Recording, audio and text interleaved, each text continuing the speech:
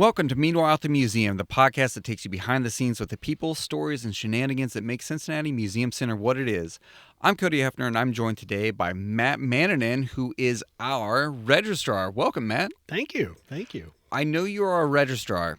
I have a gist of what that means, but as I was thinking about this, if I were put on the spot, would I actually be able to explain what a Registrar does and not be embarrassed by my answer?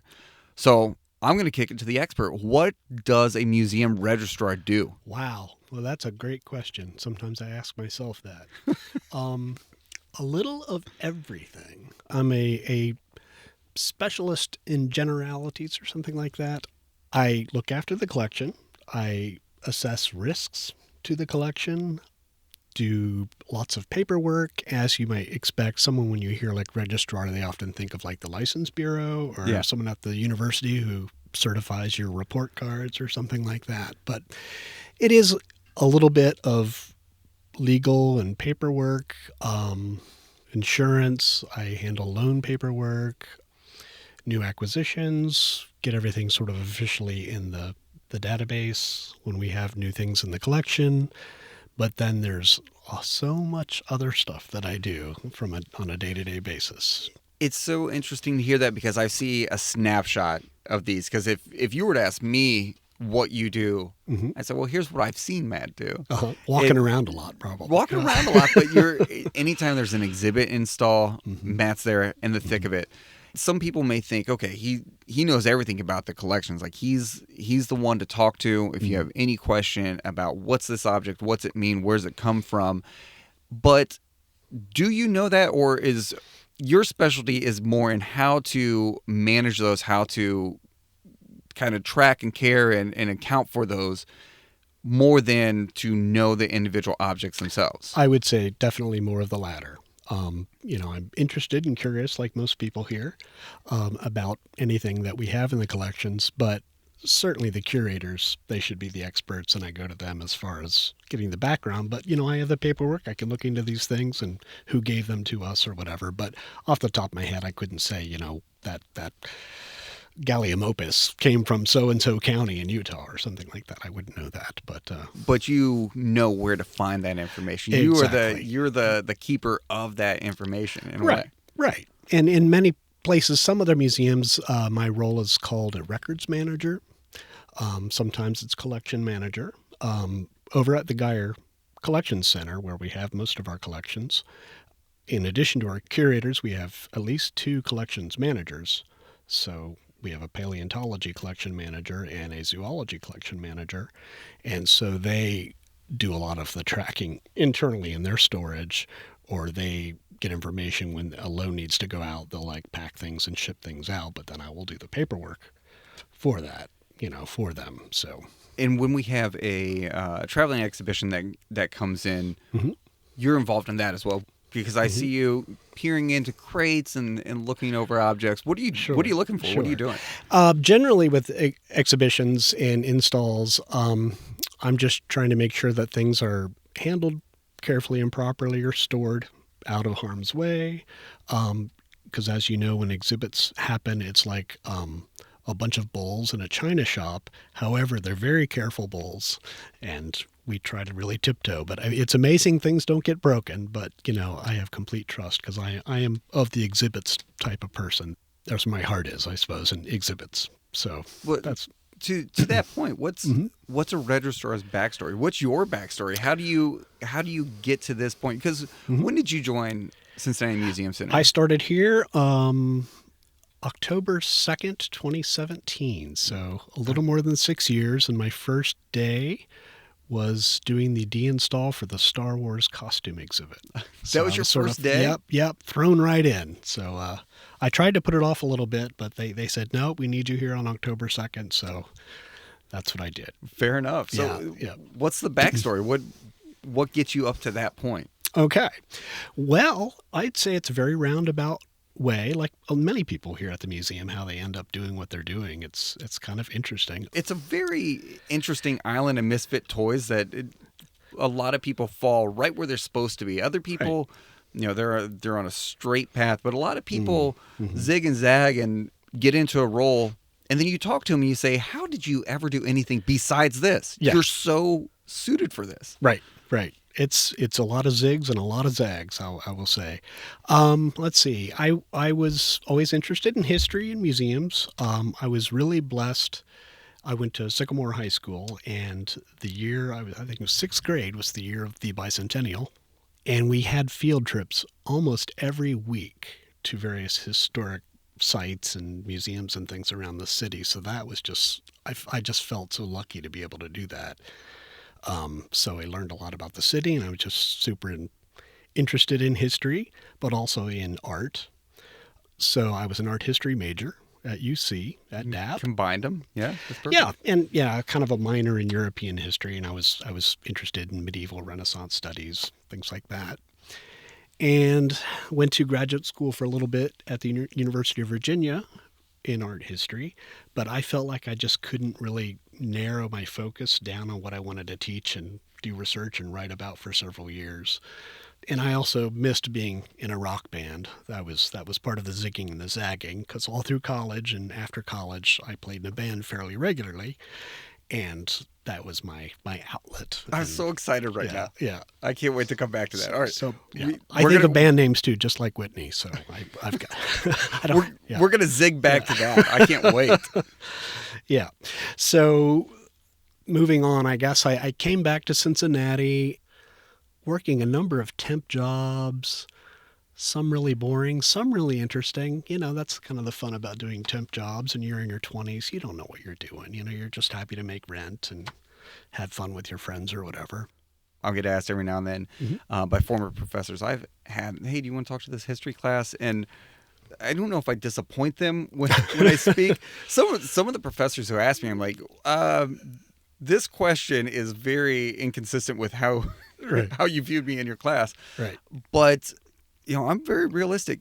Listen, you have to pay bills. You have to pay rent. Yeah. And sometimes that is not your passion job. Right. You got to pay the bills while you're tracking that down. And I think a lot of people, you know, have to say, you just always follow your passion, always track your passion. And that's great, but sometimes it's not always practical. Right. And so those temp jobs in your 20s, you're character building, but you're also, you're staying out of collections. Right. The other collections, not museum collections. Right. Yeah, so but you know, you meet a lot of interesting people, and sometimes you really luck into an interesting job. And so, let's see, when was that? Probably around 1991 or something. I got a temp job at this gallery frame shop down on 4th Street called the Wynn Art Group. I think they were based out of Seattle, but they had sort of like a lot of limited edition prints. They did a lot of decor type art for like businesses and offices around town and residential. And I ended up sort of being the delivery person and installer for a lot of that stuff. And I worked with a bunch of art consultants. So, you know, we would go around the whole region, Columbus, Dayton, Louisville, all that.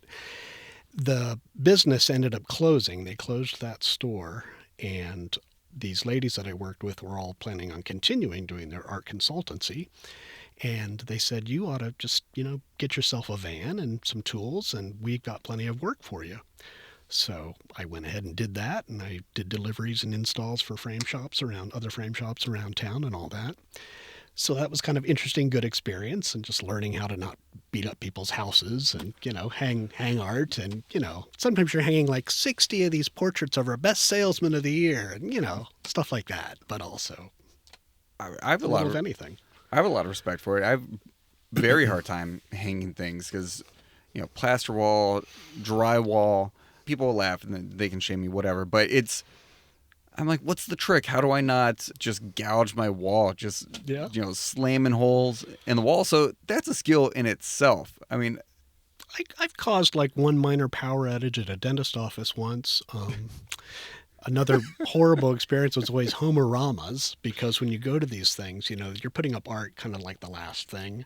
And those neighborhoods are like these chaotic things. People are laying down sod, and you've got landscapers, and you've got designers coming and going, and I'm hanging these huge paintings to block wall space, I suppose, up above these stairwells and everything. So that was a little challenging. Are you on ladders? Are you level eyeball eyeball alone, like you can eyeball it and like that's level. Got it. Somewhat, but yeah. You got to have the tools though too. These are going to be great when we put on a museum talent show. Just watch me hang this. Yeah, we'll just put up a bunch of different wall types and just let you razzle dazzle. I think we should have like an exhibit or Prepareders Olympics, or something like that. So, I think it would be fascinating for other people to see and to understand. Yeah, it's a good skill to have. Yeah. So I had plenty of work, more than I really wanted, probably, or could even deal with. But at the time, I was dating a young lady who lived with a bunch of artists over in Covington, and one of her neighbors happened to be a preparator at the art museum, and he said that they were looking for an art handler, which is kind of your entry-level position to getting into doing exhibit work for the art museum there. So I thought, yes, I'll apply, and I was lucky enough to get that position. It was a part-time position. And about the same time, there was another collections technician position, very similar, at the Taft Museum. So I worked both of those kind of at the same time, part-time. Ended up just getting rid of my private art handling business and started to concentrate on doing museum work.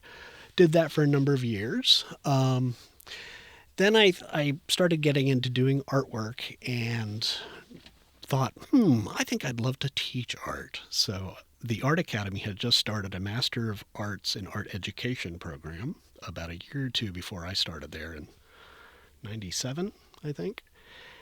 And so I did that for a number of years. The program was during the summer, so I was sort of working and doing that at the same time. So I sort of fell off the museum track for a little bit, did the schooling thing, came to the realization I don't really want to teach. Why am I doing this? I kind of treated it at that point more like an MFA. And so I did a lot of painting, a lot of printmaking, really enjoyed that. But I had left the museum because I had to take some other classes and my schedule was kind of filling up. And so I was looking for something else in the meantime. And I saw an ad in the Enquirer, I believe, for a stringed instrument repair technician position. And being a guitar player, and I'd always sort of like harbored this hobby of wanting to learn how to make guitars and things like that. I'm just fascinated by construction. So the fellow thought, well, you've worked in museums, you can handle tools and everything, so I can train you. So I did that for 4 years up at the Baroque Violin Shop up in, I guess that's College Hill, Finneytown area there. And that was great. It was like stepping back into this old world workshop, and he had a huge rental program. And as you can imagine, kids aren't always really careful with their instruments. Right. And we'd have cellos that had been under beds that had been jumped on and, basses that had necks broken off and whatnot. So it was a lot of meatball surgery, but it was still fascinating. It was just kind of fun and rewarding, and cut myself several times, I'm sure, but it was good. So you're an artist. An artist from time to time. Mm-hmm. You're a musician. Yep. You have a level eye, which let's not undermine that. They're not as good as they used to be, but I hope they're still level. Yes. This is incredible. You've lived 100 lives. I've a few. Yeah. So let's see. And briefly in 2003, when the Contemporary Arts Center was being the new one, after they moved, when they were above Walgreens there, they moved up the street to that new building. To the Zaha Hadid building. Yeah. Yep. Someone had reached out to me and said they were looking for some help, and my boss at the violin shop was very accommodating. I said, Paul, I just need to take like 3 or 4 weeks, and I just kind of want to do this. And he said, sure, as long as you come back. So I did. So I worked on the inaugural exhibit at the CAC, got to see some old friends and realized I kind of do miss the museum work. I just, there's nothing like it. I just, a feeling of accomplishment. And about that time, my wife she was looking into another job, and she ended up getting one out in Albuquerque, New Mexico. Wow. So I had pretty much grown up in Ohio all my life, and so we moved out to Albuquerque, and I felt like, it is the land of enchantment out there. I just loved it out there. The smell of the chilies on the corner, the hatch chilies roasting in the pinon wood in the fall. Oh.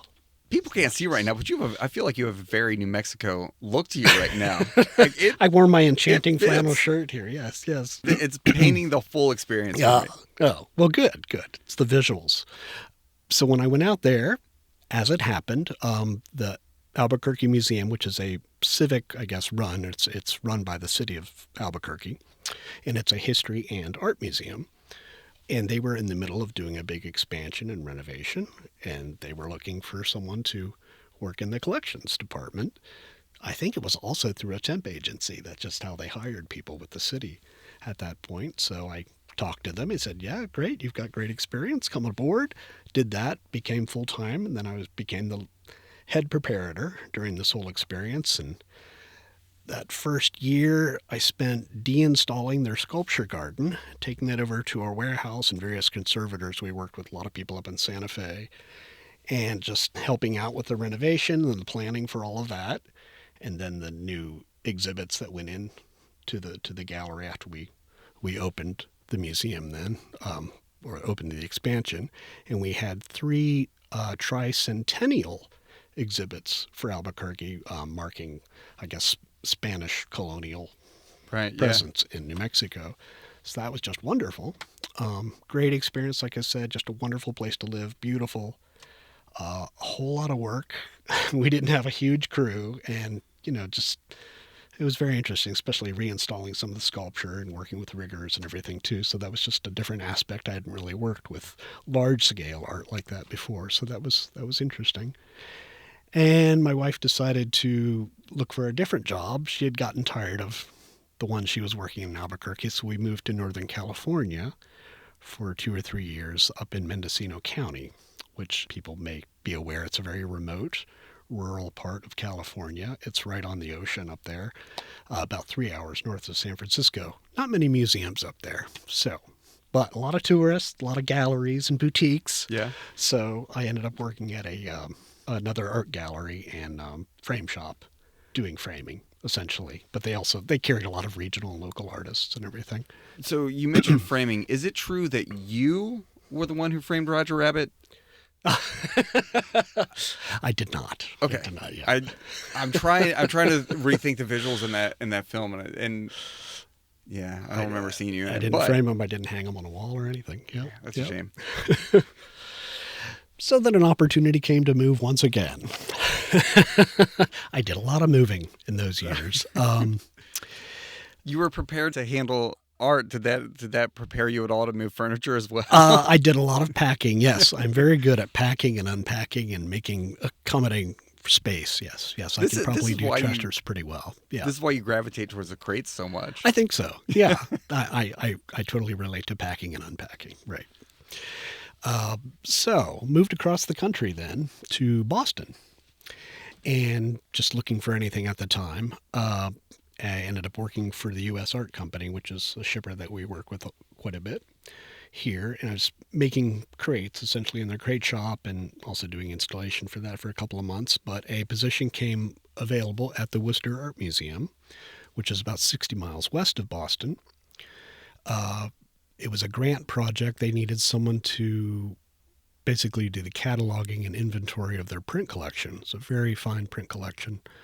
A lot of old master prints, really strong in Japanese prints, and just given my interest and background in printmaking and art history, it seemed wonderful. So I did that for 2 or 3 years until that grant was finished, essentially, and completed that project. And then another grant opportunity came up for an IMLS grant to digitize our paintings collection.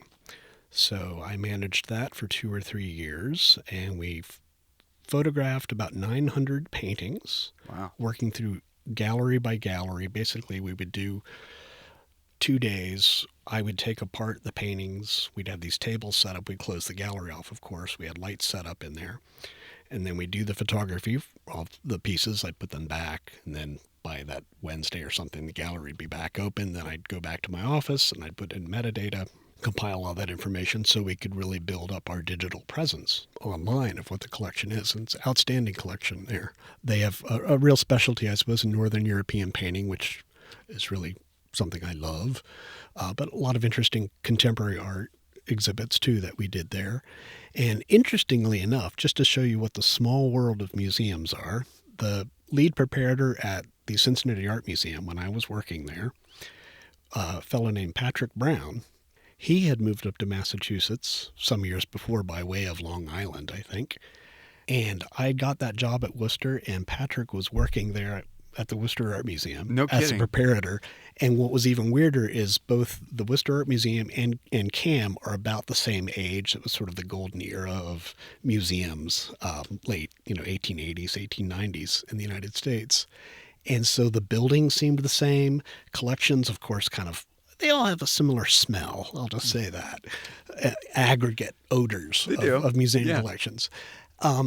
And I'd be walking around down there, and Patrick would be passing by, and it was like this time warp. It's like, am I in Cincinnati?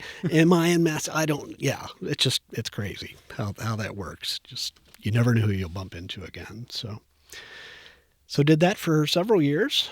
I think I worked there about 10 years, doing a commute from Boston to Worcester every day. And that was 60 miles each way. That was a lot of driving. So. No kidding. And Worcester is, it's not spelled like Ohio's Worcester. No, so it's Worcester. Yeah. Yeah. Worcester, as they say up there. It's Worcester. Did you, in your 10 years, did you develop a Boston accent at all? No. No? No. And there's many Boston accents I learned. Yes. There's like north, there's more suburban, there's people down the Cape and down by Providence and everything. But beautiful area, a great town for museums, of course, the Boston MFA and the Isabella Stewart Gardner. And I think I also ended up doing while I was doing that, I got a graduate certificate program at Tufts in museum studies. Wow. Just kind of go over and learned a little bit more about the nuts and bolts of registrarial work, although I was doing that at Worcester too, and they had an interesting internship program. So I did an internship for the Trustees of Reservations in Massachusetts, which is a really big land trust organization. In fact, they're the earliest land trust organization in the world, and they were the inspiration for the National Trust in England. Oh, wow. Yeah.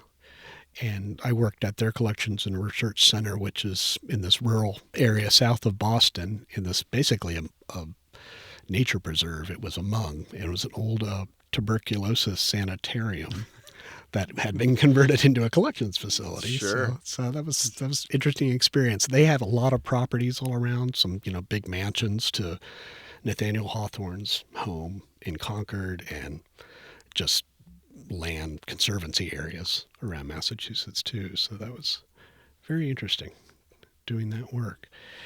Ended up separating from my wife. We got a divorce, and I saw the opportunity to come to Cincinnati because they needed a registrar. To come back home. Yeah. So I thought I'd take a chance, and lo and behold, they wanted me here. So for those keeping score at home, you've worked at 5 of the major museums in Cincinnati, at least. So you're Cincinnati Museum Center, Cincinnati Art Museum, Taft Museum of Art, Contemporary Art Center. You've done work with the National Underground Railroad Freedom Center as well.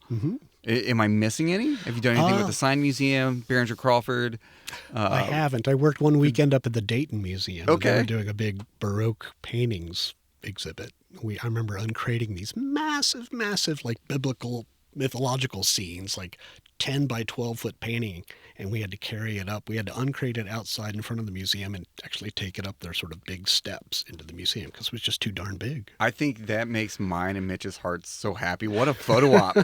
It was a sunny day, fortunately. So when you open the crate, did you say, oh no, they're all Baroque? No, fortunately they were in good shape. But okay. You can't pass up a good Baroque joke. Yes. But so your experience, I don't feel like if anyone's doing the math, you have a long enough lifeline to have done all of this. But it's a combination in registrarial. Yep. Or stracial. Great. Mitch, can you edit that to come out of my mouth? It's a combination of kind of technical work, the metadata. Yep. But also very hands-on, very tactile work. Yes. Would you say that's like a 50-50 split or? Yeah, I suppose. Yeah. Like I said, I'm a generalist in that I'm always thinking of, I'm an advocate for the collection or the object. And when we're borrowing an object, say a Raphael painting from the Louvre or something, I have to be the advocate for the lender. and I'm their eyes and ears, and I have to keep an eye on climate, lighting, possible risk factors with visitors. I'm probably one of those suspicious people for security guards, because when I go into a museum, I start looking up in the ceilings at cameras, at vents and lights. I look behind paintings to see how things are installed. So people think I'm always casing the joint when I'm at a museum, but that's just my world. It becomes this intuitive thing. You just sort of live that way. When we form our Ocean's 11 team, you're on it. Okay. I think we need Matt on the team. Yeah. Because you know what to look for. Yeah. Yeah. Is there a particular aspect that you prefer most in your role? I would say just, experiencing these objects. I do get to touch them and handle them, of course. Seeing these new exhibits come to light, it's just so wonderful. And I know it sounds corny, but I think one of my favorite things about working in museums is working with museum people, because I think they are a special breed. And like I say, we're all very curious, but they tend to be creative, funny, pretty well-traveled people, so I just love the esprit de corps of exhibit production, I suppose. What's the strangest object you've ever handled, and what would you say is your favorite object you've ever handled? I was afraid of these questions because, boy, there's some weird stuff, and probably the weirdest have been here. Really? Yeah, because I like I say, I mainly worked in art museums, although we did have some history objects out in Albuquerque. But coming here, we've got fossils, we've got a bug barn. Of course, that's not part of the collection. I think one of the weirdest things has to be when we brought in Hudo, the Komodo dragon from the zoo. Yes. It's not every day you get a dragon carcass. All right, so let me dwell on that a little bit. How is it delivered? Is it in a... He was in a death pose in a bag. Box? He was in a bag. Okay. He was kind of curled up, and Heather, our zoologist, she was concerned that, when the zoo does, when their animals die, they tend to do a necropsy on them because they want to find out, if there was some disease, or just for researchers later on.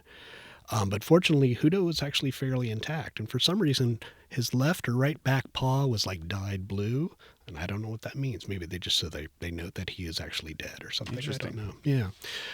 But yeah, he was just all curled up, and I thought it was going to be this huge, heavy, big thing, but he was actually fairly compact when he's in that little pose. But he was kind of adorable in his own way. So when that comes in, are you filling out a U-Haul form? You know how when you rent a U-Haul, and it sounds like you've rented quite a few, and you're like, oh yes, that you're marking. Okay, well, there's a scratch up here, and you're marking it. Do you have to detail the condition it comes in? Not on Hudo per se, and he's still frozen. I think we have to wait until our beetles get hungry next summer, and Heather's going to have to break them up into little bits. He's more than one meal. I think. So. The beetles. Mm-hmm. These are domestic beetles that we use to clean flesh off a bone. Correct. Essentially, because we don't want to we don't keep beef jerky in the collections. Right. We keep the hide or the skin in the bones, essentially. I think so. Yeah, I'm not sure. I feel like Heather mentioned that the beetles will have a lot of work cut out for them, because lizard skin is fairly thick, and some things they just don't deal with as well. So that'll be a process. But yeah. Wow. Okay. So that's very strange. Yeah. I'll give it to you on that one.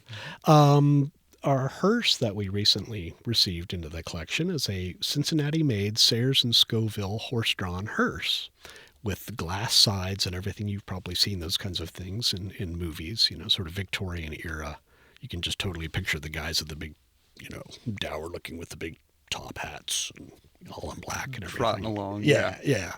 So anyway, this hearse had been in Philadelphia. I think it was at the Museum of Funerary Art or something like that, if I can remember. I think they're a museum that is now defunct. And the College of Physicians in Philadelphia took the hearse in hopes that they could use it for their programming or something, which they never did. It was just in storage. So they contacted us sort of out of the blue and said, well, this is made in Cincinnati. Would you be interested in it? And we said, absolutely. So, because we have another buggy by Sayers and Scoville, which happens to be a doctor's buggy. So now we have the doctor's buggy and we have a hearse. So yeah, they pass each other. Cycle the doctor of life. says, "That's right. Did all I could." That's right. It's yours Your now. turn now. That's right. We need a different wagon here. So, yeah. What's been your favorite object that you've been fortunate enough to handle? Ooh, anywhere. Anywhere. So many wonderful Albrecht Dürer prints at the art museum. We did borrow Raphael Virgin and Child painting from the Louvre, which was just amazing. We brought that there to compare because we had another painting in the collection at Worcester that we suspected was by Raphael. And so it was sort of brought as a contrast to compare. And it was also sort of a conservation research project, too. We had a wonderful art conservation team in Worcester. And I think besides exhibits, people, conservators are also my favorites because they're like monk-like up in their own little lair up there, and they're working you walk in there and they're all very quiet. They've got their earbuds or something on, and they're doing in-painting with these tiny little brushes onto a still life, and it's just the tedium of it, the attention to detail is meditative. Incredible. Meditative. That's a very good. Yes. Yeah. So you can tell by my response that that's not something I'm cut out for, but it is wildly fascinating to see because as we were going through the restoration of Union Terminal, Union Terminal has a lot of artwork in it, and some of it in really great condition. Some of it was in a little rough condition just because of the age of the building and lived in. The reasons that we were going through the restoration impacted some of the artwork, but watching the conservators and the people doing some of the repairs on them, it's entrancing to watch watching them do the work with these teeny little Q-tips and they're magnifying lenses. Yep. It's very cool. They're not quite as fast as exhibits people. They do not hurry. Conservators are very methodical, and it just comes with the job. That's their aspect. But exhibits people have to get something done, and you get a timeline. So exhibits people are the epitome of what's the shortest runway you can take off in. Yeah. Sometimes it's a helipad. Yeah. That's right. I mean, exhibit install is the definition of moving mountains, of performing miracles. And I so much respect for everyone who's involved, whether that's a permanent exhibit or a temporary exhibit, a traveling exhibition that comes in. The work that goes in is incredible. And the problem solving. So figuring out, because things aren't hung the same way in every single museum. The walls aren't the same material. And figuring that out on the fly or developing a solution because saying, oh, well, we can't figure out how to put this one in there, so we're just not going to. Yeah. Right. Yeah. No. Yeah, that's never the answer. It's how do we do this? Yeah. So it's wonderful. Now let's talk about Matt the artist, because I'm sort of saving the musician for afterwards. But artist, where does that come from? Have you always enjoyed art? Have you always been interested in that growing up? Yeah. High school, I did a lot of photography. Again, we were very fortunate to have a nice big darkroom at Sycamore High School, so I spent a good number of my years in the darkroom. I just really enjoy it. I like observing, so I think that probably was a good thing for helping train my eye and learning about composition. I had also hopes of maybe going into doing filmmaking at one point and dabbled with that. My dad's old 8mm camera, me and friends would make these crazy movies, and I just loved the whole process from shooting to planning out a scene to doing the editing. I loved editing. In another life, I'd probably be a film editor because I just love putting a story together. How you just make something out of all this excess role, that you have to just make something that's consistent and can present a story. So, yeah. I'm just so fascinated by how broad your skill set is. It's so incredible. And then from an art perspective, as an artist, what you paint, you draw, you sculpt? I've done a little of everything. Yeah. I'd say I've most of my work has been printmaking, lithography, and sort of woodcut. I've not done too much of that in recent years, but I come to time, I just go to a different medium or something. I've done some stone sculpture. I've done some foundry work, which I just love. I took a foundry class up at UC one winter, which is a great time to take a foundry class, by the way, because if you're around hot metal, you don't want to be in Ohio and pouring hot steel in the summer. So yeah, a little of everything. What is foundry art? What are you? You're just melting. You're casting sculptures. So you make the lost wax process, where you make a model. You actually make something out of wax, and then you put it in a investment, it's called, which is a kind of a silicate plaster mix. And you place that wax model within this set investment, put that in a kiln that melts all the wax and creates a void. And then you heat up your bronze or aluminum or whatever it is, and then you pour it into this mold, and that displaces where the wax was. So you have a negative of the positive, or a positive of the positive. Yeah. And you bust it apart and you clean it up. I imagine this takes place in a similar setting to kind of the climax of Terminator 2. Exactly. Is that pretty accurate? Yeah. Okay. Or like Thunderdome. Yeah, a little bit. All right. Matt's spent time in Thunderdome. He spent time as a Terminator. And in the Hall of Justice. And the Hall of Justice. I mean, you're all over the IP. That's right. How about the musician? Guitar player, right? Guitar player, sometimes warbling, singing, harmonizer. Yeah, that goes way back to, I don't know, I've been playing since 7th grade. Started playing in bands, early high school, fell in with a particularly interesting group of people in high school, sort of the music geek people.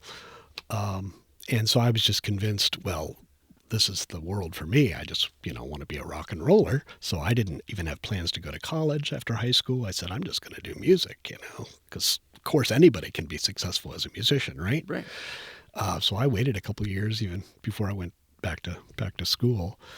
Just sort of, the initial apartment and practicing and disillusionment, and did that a couple times, moving back and forth. But once I came back here to go to school at UC, pretty much the same group of people that I played with in high school and a couple other people, we started playing pretty regularly. We'd practice every week. We had a gig almost every weekend. Really? And we played all around Clifton, Bogarts and the old Sudsy Malone's Laundromat. I think we were one of the first bands to play there. We were one of the last bands to play on the last night at the notorious Jockey Club down in Newport.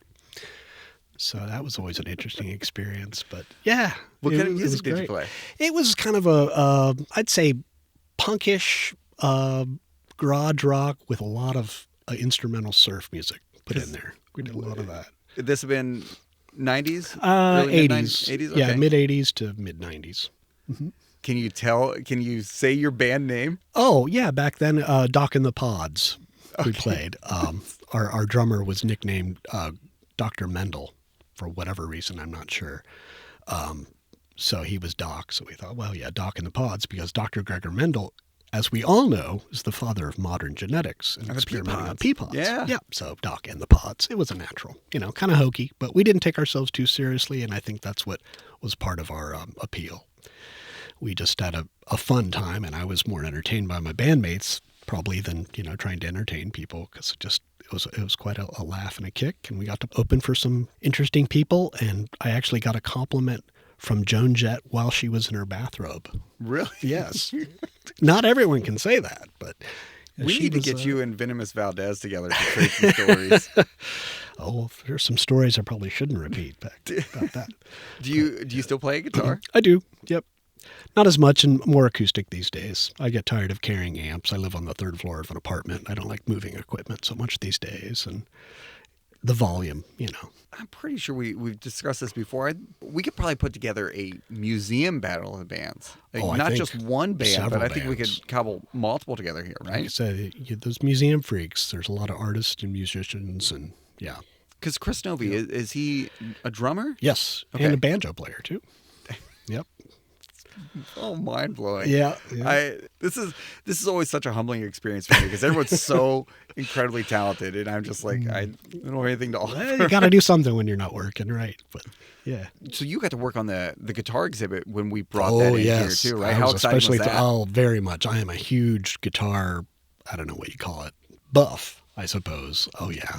I had the books. I would just spend hours listening on my brother's stereo and just going through guitar books and guitar magazines. And I could name every model and the hardware that was on it. And I love going to vintage guitar shops. And did you have a favorite guitar in that exhibition? Yeah, so this was probably it was pre-COVID. Early 2018 or spring of 2018. Yeah. Wow. I got to say probably the guitars that Mike's Guitars in Cincinnati, he lent several 1950s Les Pauls, Gibson Les Pauls, which just, they're sort of the iconic electric guitar, but the fact that he had these beautiful models and they kind of represented the development of that model during those 10 years, I just thought, wow, all in one place. And he let me touch them and play them, that was the icing. That's pretty cool. Yeah. Registrar perks, right? Yeah, I try not to crow about it. Hold on, let me check the condition of the strings real quick. Got to make sure this is okay and can hold a tune or whatever. But yeah, no, that was wonderful. That was great. Can you identify a favorite exhibit that you worked on here, whether that's a permanent exhibit here at the museum or a temporary exhibition that we brought in? I really enjoyed working on the Made in Cincinnati exhibit. Just because we have just a lot of interesting things, and Cincinnati is such a really cool town for things that have been made here. A lot of weird stuff in that. Yeah. And I don't think it's a dirty word to call things weird. There's some strange stuff in there. Sure, that makes it very cool. Yeah, and why a bank safe so fancy and painted? So intricate. Why would you have that? Yeah, it's so beautiful. It's so that bank safe. It's opened in a way because it is. All of that, really, this Mosler safe, all this really beautiful artwork that seems overkill, it seems unnecessary. It's like decorating the inside of a refrigerator door. Exactly, yeah. So you put your ketchup bottles in front of it. Yeah. But what's the conversation like? Hey, how do we display this? What's your participation in that and figuring out what's the best way to showcase some of these objects? Well, yeah, obviously when our exhibit developing people were seeing this, and we wanted a great example. And this just kind of fell into our laps, too. I think about a year or two before we were planning the Made in Cincinnati exhibit. But the family that it came from is a woman who lives out in Maineville or out by Morrow. And her father had run a savings and loan or bought a savings and loan. I think it was up in Clifton. And this safe just came with the building. So she had it in her garage, but then she reached out and says, we've got this big safe. We'd like our garage back. And do you think you'd be interested? And I was like, oh my God, yes, we would. And especially when she sent me the pictures, I was like, this is an amazing example. So I just love when things just kind of fall into your lap like that. When you get that call, when you get that message, or do you then go out and take a look at it? They send whenever you photos possible. Or photos, depending where they are. But what's the conversation like when you say no? Oh. If you see something and you're like, well, yeah, no. And you hate to be the Debbie Downer for these people, but if it's not really relevant to our mission. I mean, we really try to focus on things made here in Cincinnati or having some historical relevance. So, if it just doesn't fit, I think a lot of people understand, and a lot of people they want to see it go to a good home, and unfortunately we just can't take everything. So we have to be a more judicious about what we do take. So it has to have a good story, and that's the main thing. And it's not always about pieces to exhibit also. Just because you donate something or you give something to the collections doesn't mean it's going to go on display anytime soon or sometimes at all. It's also about preserving that for research, for education, for further study, right? Exactly. And I think that gets lost on a lot of people because I get calls fairly regularly from someone, oh, my family donated, this uniform or something 10 or 15 years ago, and we were wondering if it's on display, or, I have to explain, well, it's part of the collection, and we just don't know. I mean, it depends if there's a programming need for it, but like you say, it's more about preserving history, and it's for the research aspect. if it's a good fit that way. But sometimes when people are giving these things to us, they are expecting us to put it on view right away. It's like, well, let me know when it goes on view. And it's like, well, it probably won't, or not the foreseeable future. And we get wonderful things. I wish we could put all these things on view, but it's, we know it's a lot of work to even just switch out things in the exhibit, let alone.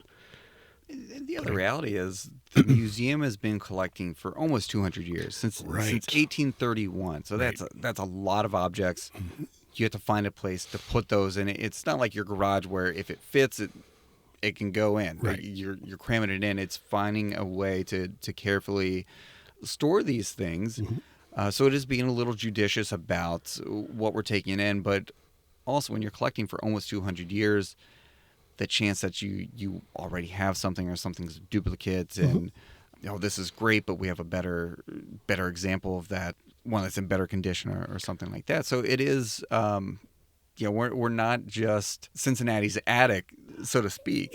Right. We're trying to have the best examples we can, something that has a story. So if we had this amazing wedding dress, but we don't know anything about it, and then we get another wedding dress, and it was worn by so-and-so's mother, and it was also worn by her daughter, and they lived in this neighborhood or in this house. That's something, when you have a story connected to it. So, that's what's the amazing thing is about these collections. We come and go. We won't be here forever. We weren't here at the beginning.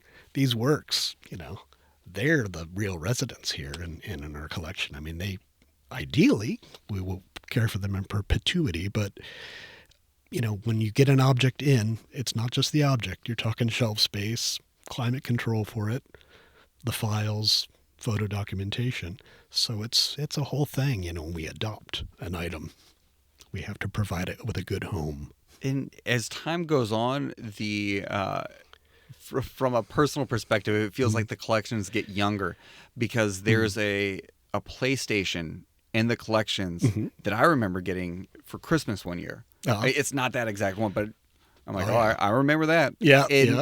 What is it doing in here? This should not be in the history collection. Must be old. Did you put this in the wrong place? And it's just down the shelf. There's a typewriter from the 1800s. Yeah. It's the stories are they're continuing to be written, and so the collections items get a little younger with air quotes, because they're from your childhood, but you're growing up, and there is going to be a generation, and that's going to tell a story for them of a moment in time. Yeah. It's a reflection of the city. It's not exactly encased in amber, but this is Cincinnati. I would love to envision someone 1,000 years from now coming across this pile of things, hopefully buildings standing, you never know. And just, why did they collect these things? And why are these all here together? Why do they have 20 typewriters? But, Typewriters. The typewriters is... and sewing machines. Yeah. Are you ever amazed when you see something in the collections or you stumble across something or you're reintroduced to something, you rediscover something, and you're like... I didn't know we had this in the collection. All the time. So strange. I come across another painting I haven't seen. We were looking for something else this morning, Catherine, our curator, and I saw this painting I'd never seen before, like Fountain Square. I was like, oh, this is wonderful. But, you just can't see it all. So that's part of it's always a new discovery here for me, too. We have on display right now, as part of kind of Toys Through Time, a Knight Rider toy yes. from the 80s. And among those toys, we had staff loan some of them for the duration. So not in our collections, but on loan to us, which if someone comes in and say, hey, I'm going to loan these priceless, very expensive Beanie Babies for this exhibit, it goes through you, right? Yeah. They loan for them and just make sure that, we can get it back to them. The main thing is we just want to get it back to them, and right. They fall off the the planet. We need to figure out where they go. But there's also a Knight Rider car. And I'm like, oh, cool. I wonder who loaned that. Nope. Comes from our collections. Yeah. That is so cool. That's what's great, too, about, we have Kenner here in Cincinnati. So it's just a wonderful source for things and kids' memories. And, of course, the Etch-a-Sketch, which is from Ohio Art up in the northwest corner of Ohio in Bryan, Ohio. Yeah.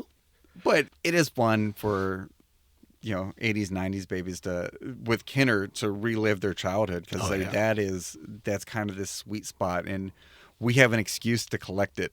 That's right. As they're getting phone calls from their parents, I'm cleaning out the attic and I'm getting rid of this unless you come and get it. We're like, we have some in our collection. Yeah. Come relive your childhood. There are things we want. We're still looking for a good cozy coop. So. Oh, that's right. We just kind of keep reiterating the APB for a cozy coop for the collection. Because if you have a cozy coop and you're looking to offload it, email us at meanwhile@cincymuseum.org and we'll get it to Matt. We'll make sure he gets it and that gets in the collections. And it has to have a story, who wrote it, who played with it. Yeah, share your story. We'll take it. I drive by sometimes and I see a cozy coop kind of near the edge of a property, and I'm really tempted to just grab it and throw it in the car because obviously they don't care if they're just going to leave it out in their yard like that. But I try to restrain myself. I try not to shoplift from people. That's probably for the best. Yeah. The last question I always have to ask: if you could trade roles with anyone in the museum for a day, who would you trade roles with? Wow, if I had the skills, probably Dave Might or Erica Schultz. Dave Might, we hear Dave Might all the time. He's a genius. He is a genius, and Erica is wildly talented. Very talented. And just both of them in such tactile ways that it's not just the way the mind works, but then that they can get their hands to do these things. Yeah. Incredible. Yeah. I have a lot of respect for mount makers, and again, in another life, I'd probably would have gone into museum mount making because I just, you get a new challenge every week, and just trying to make something that will hold this little Roman medallion or something in the best light. It's just wonderful. I mean, that's art in itself. So that's one of the fun things about working in a museum is the longer you're here, the longer in a museum, you gain more appreciation for simple things like mounts. We opened the Ancient Worlds Hiding in Plain Sight gallery, and as I'm walking through, I'm looking, and I find myself looking at the mounts. How do we mount these fossils? Right. And someone has to figure that out. That you don't even think about. When you visit a museum, you're not looking at those things. You're looking at the objects and the artifacts, and you're just kind of breezing through. But if you stop and you look and you just think about, how did this get here? Why is it positioned and looks like this? Is the lighting on this intentional, or is that just what the gallery looks like? And thinking through all those things is really incredible. And that's the kind of thing that I look for when I go to museums. I'm just like, ooh, I bet that was a challenge. Or, yeah. And you're talking these big rocks, some of these things 40, 50, 60 pounds, making something that's safe, going to carry it, and look good. Yeah. It is art. Wow. That's incredible. Matt, this has been fascinating. I really appreciate it. I enjoyed it too. Yeah. Thanks for joining us. And thank you all for listening to Meanwhile at the Museum. Remember, if you liked what you heard, please rate and subscribe, but more importantly, come see for yourself. Visit cincymuseum.org to see the latest reasons to visit. If you have any questions, comments, or just want to tell us how much you love the show, send us an email at meanwhile@cincymuseum.org. Thanks for listening.